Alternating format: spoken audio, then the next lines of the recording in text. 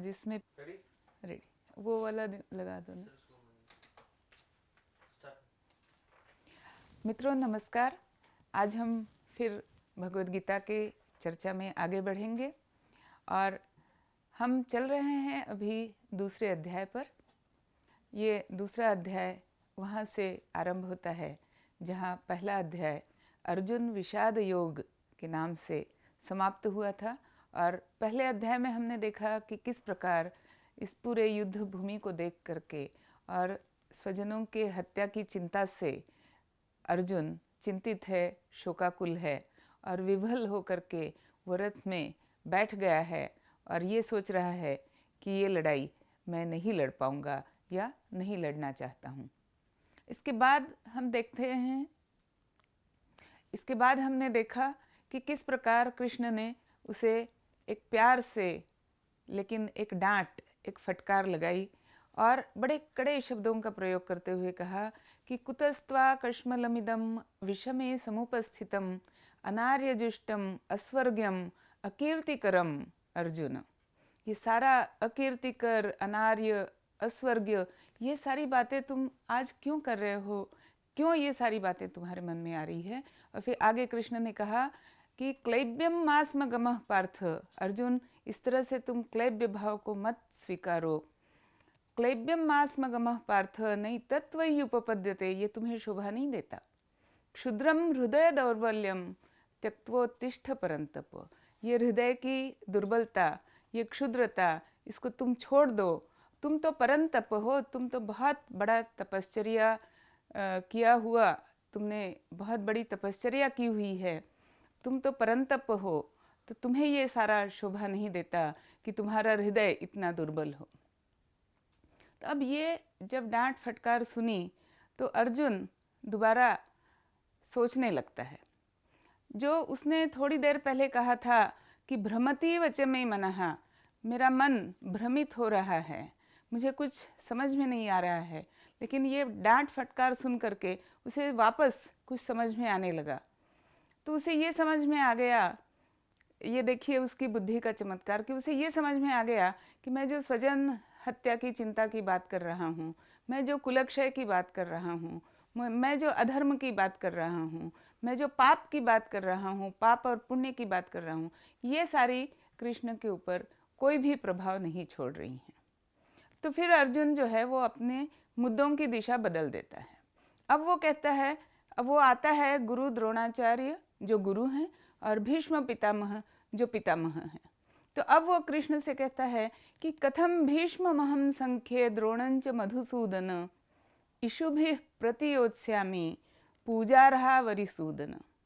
हे मधुसूदन, हे अरिसूदन, तुम ही बताओ कि ये तो मेरे गुरु हैं, गुरु द्रोणाचार्य हैं, गुरु कृपाचार्य हैं और भीष्म हैं जो मेरे पितामह हैं, तो इनके साथ मैं कैसे लड़ूंगा?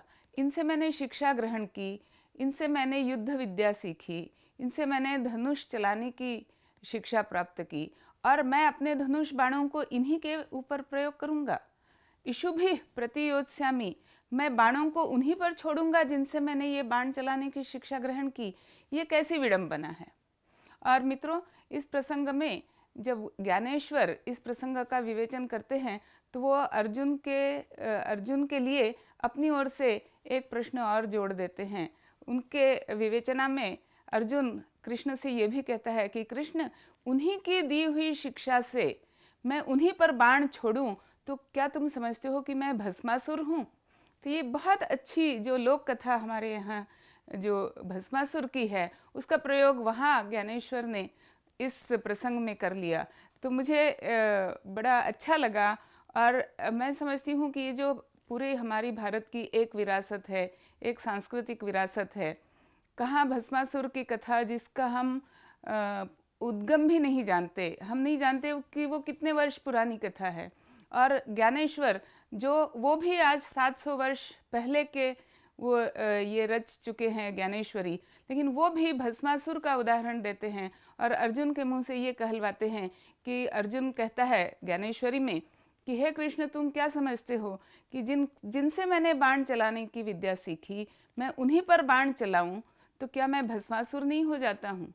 तो ये एक बड़ा मीठा प्रसंग, एक बड़ी अच्छी बात यहाँ पर देखने को मिलती है जब हम अलग अलग विवेचनाओं को पढ़ते हैं। मित्रों, मैं यहाँ पर एक पल के लिए रुक करके ये बताना चाहूँगी कि अगर हमें गीता का सार समझना है, गीता को अच्छी तरह से अपने आप में उतारना है, तो जो ग्रंथ जो मैं हमेशा सोचती हूँ कि ये मेरे लिए संदर्भ ग्रंथ का काम करते हैं, वो मैं आपके सामने गिना देती हूँ। एक तो है ज्ञानेश्वरी, जिसकी चर्चा मैंने कई बार की है। एक है श्री लोकमान्य तिलक का लिखा हुआ गीता रहस्य। एक है श्री विनोबा भावे का लिखा हुआ गीता प्रवचन। एक है श्री विवेकानंद का लिखा हुआ गीता विवेचन। और एक है बिल्कुल आदि शंकराचार्य ने जब लिखा शंकर भाष्य, तो उनका लिखा हुआ विवेचन। ये भी हमारी एक बहुत बड़ी सांस्कृतिक विरासत हैं। और जब हम भगवत गीता को समझना चाहते हैं, उसके उपदेश को समझना चाहते हैं, उसकी फिलॉसफी को समझना चाहते हैं, तो हमें इन ग्रंथों की सहायता बार बार लेनी पड़ेगी। खैर, ये तो विषयांतर हो गया। आते हैं वापस कि अर्जुन क्या कहता है। अर्जुन कहता है कि कथम भीष्म महम संख्ये द्रोणंच मधुसूदन इषुभिः प्रतियोत्स्यामि पूजार्हा वरिसूदन। और फिर वो आगे देखिए, अब आगे वो कितनी बड़ी बात कह जाता है। अब वो सिर्फ गुरु और भीष्म पितामह पर ही टिका हुआ है, वो दूसरी बातें अभी नहीं कर रहा है। वह कहता है, गुरून् हत्वा हि महानुभावान् श्रेयो भोक्तुम भैक्षमपीह लोके। मैं इन गुरुओं की हत्या नहीं करना चाहता, इस पूज्य पितामह की हत्या नहीं करना चाहता। भले ही इस हत्या से विमुख होने के लिए, इस युद्ध से विमुख होने के बाद मुझे भले ही भिक्षा मांग करके अपना जीवन व्यतीत करना पड़े, तो वो भी मेरे लिए सही है, श्रेयस्कर है। मैं इन गुरुओं को मारना नहीं चाहता। तो वो भी कृष्ण के मन में एक, वो जानता है कि कृष्ण भी सद्विचारी पुरुष हैं, तो वो सोचता है कि कम से कम गुरु की बात अगर मैं सामने रखूं तो कृष्ण शायद मान जाए और मेरे मत से सहमत हो जाए। तो कहता है कि गुरून् हत्वा हि महानुभावान् श्रेयो भोक्तुम भैक्षमपीह लोके हत्वार्थ कामांस्तु गुरूनिहैव भुंजीय भोगान रुधिर प्रदिग्धान।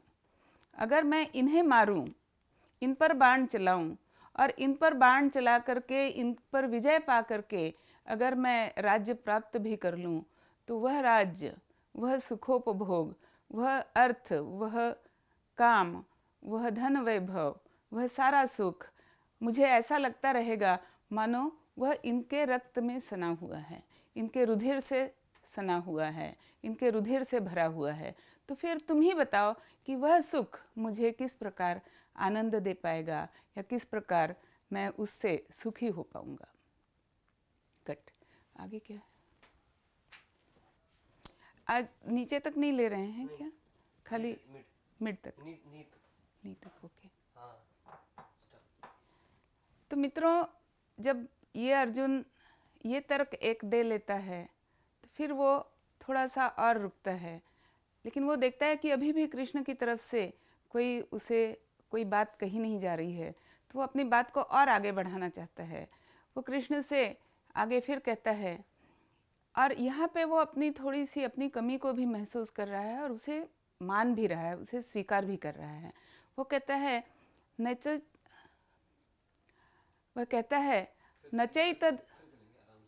आराम से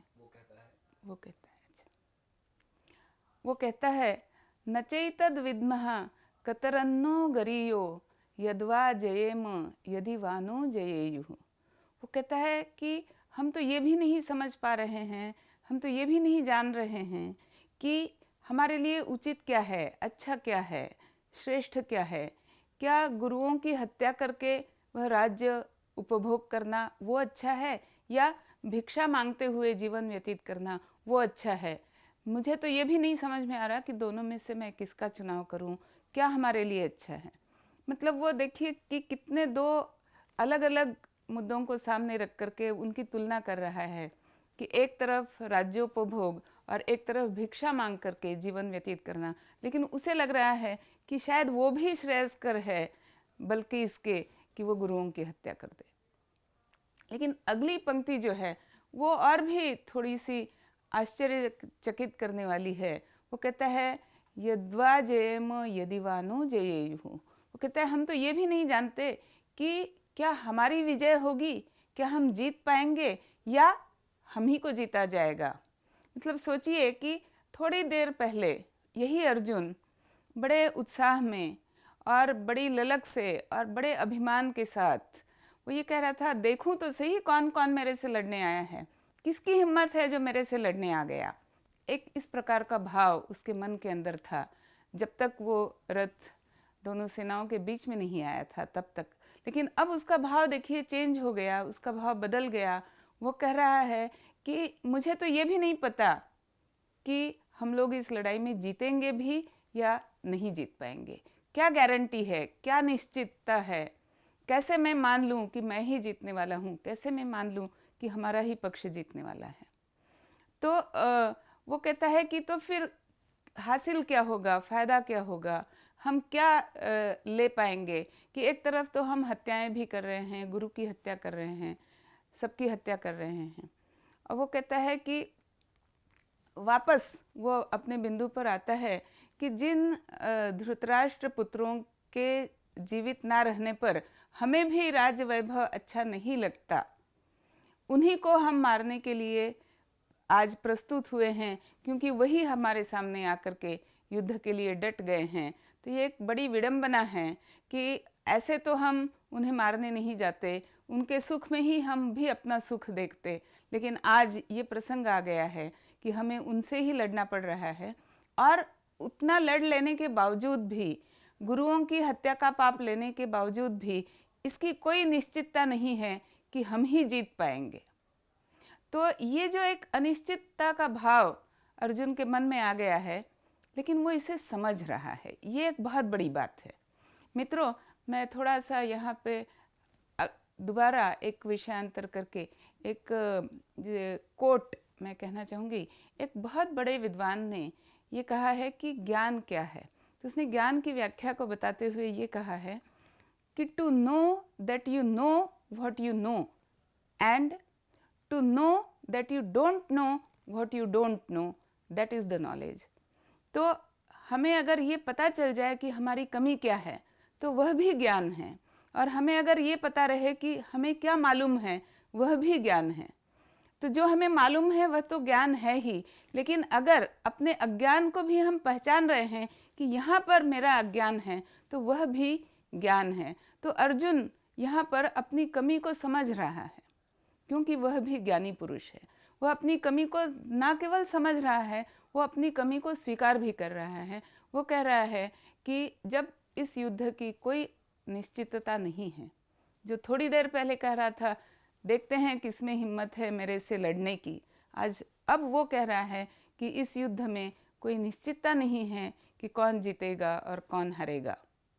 तो ये एक उसका जो मैं पहले से कह रही हूँ कि भगवत गीता कहने वाला तो श्री कृष्ण है, जो हम मानते हैं कि वह परमेश्वर है।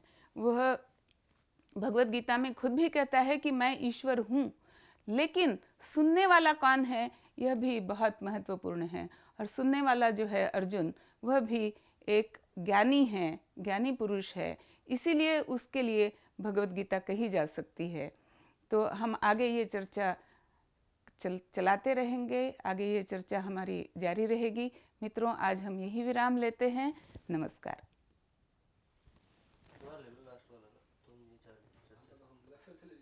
तो ये हम चर्चा जारी रखेंगे। अच्छा। हमारी ये चर्चा आगे भी जारी रहेगी। आज के लिए बस इतना ही। नमस्कार। कंटिन्यू। तो मित्रों, हमारी ये चर्चा आगे भी चलती रहेगी, हम आपसे बार बार मिलते रहेंगे, लेकिन आज के लिए इतना ही। नमस्कार।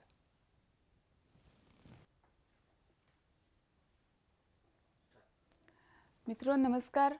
हम फिर एक बार भगवद गीता के दूसरे अध्याय में हैं और चर्चा कर रहे हैं कि अर्जुन को कृष्ण किस प्रकार समझाते हैं, आगे कैसे समझाएंगे, और उसकी शुरुआत कृष्ण ने किस प्रकार की। तो कृष्ण ने यह शुरुआत जो की वो एक छोटी सी डांट डपट लगा करके, ताकि जो अर्जुन एक शिथिल भाव से युद्ध भूमि में रथ के पीछे जाकर के बैठ गया है, उस शिथिलता से वो थोड़ा सा ऊपर उठ सके और उनकी अगली बातों को समझ सके, इसलिए एक डांट फटकार कृष्ण ने लगाई। तो जब वह डांट सुनी तो अर्जुन थोड़ा सा भान में आया। उसे थोड़ा सा लगा कि नहीं, मुझे दोबारा विचार करना चाहिए, और इन विचारों को वह बार बार अब कृष्ण के सामने कुछ दूसरे मुद्दे लेकर के रख रहा है, और वो ये कह रहा है कि ये गुरु की हत्या है, ये भीष्म पितामह की हत्या है, क्योंकि वो ये भी जानता है कि ये दोनों जो सत्पुरुष हैं, गुरु हैं, ये कृष्ण के लिए भी गुरु के समान आदरणीय हैं। लेकिन आगे अब वो वास्तव में अपनी जो कमजोरी है उसको पूरी तरह से हम देखते हैं कि वो स्वीकार करता है। कृष्ण ने तो उसे पहले ही कह दिया कि ये तुम्हारी हृदय की दुर्बलता है, ये क्लैब्य भाव है, और कहा कि इसे छोड़ो। लेकिन अब अर्जुन भी इसे स्वीकार करता है। वो कहता है, कार्पण्य दोषोपहत स्वभावः पृच्छामि त्वां धर्म सम्मूढ़ चेतः। वो कहता है कि धर्म के विषय में मैं बिल्कुल ही मूढ़ मती हो गया हूँ, मुझे समझ में नहीं आ रहा है कि धर्म क्या है, अधर्म क्या है। कार्पण्य दोष मेरे अंदर आ गया है, मेरी मनोवृत्ति जो है वो क्षुद्र हो गई है, वो अधिक नहीं सोच पा रही है, मैं बिल्कुल थोड़ा ही सा सोच पा रहा